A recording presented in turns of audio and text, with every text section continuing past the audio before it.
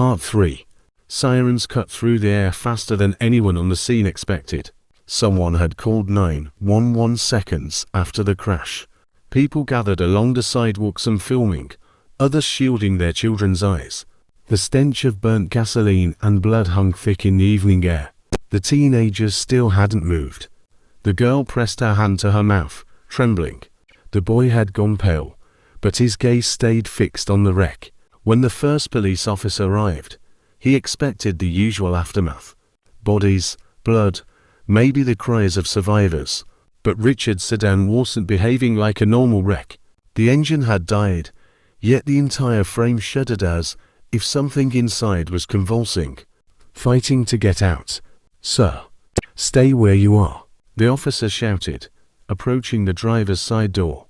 But Richard couldn't obey. He was slumped over the wheel, eyes bloodshot, mouth open, thick clots spilling down his chin and onto his lap. His stomach was grotesquely swollen.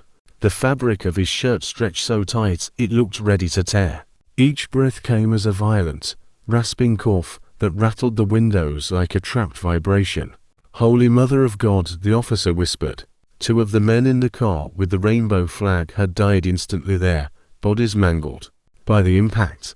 The third twitched in his seat, drowning in his own blood. No one dared to approach. Then Richard convulsed.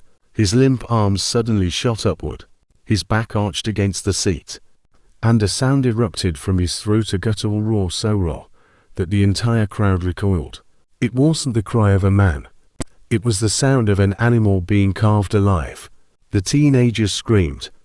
The girl dropped her phone, its screen shattering against the asphalt. Everything froze. No one knew whether to help or to run. But one thing was certain: whatever was happening inside that car was not a simple accident.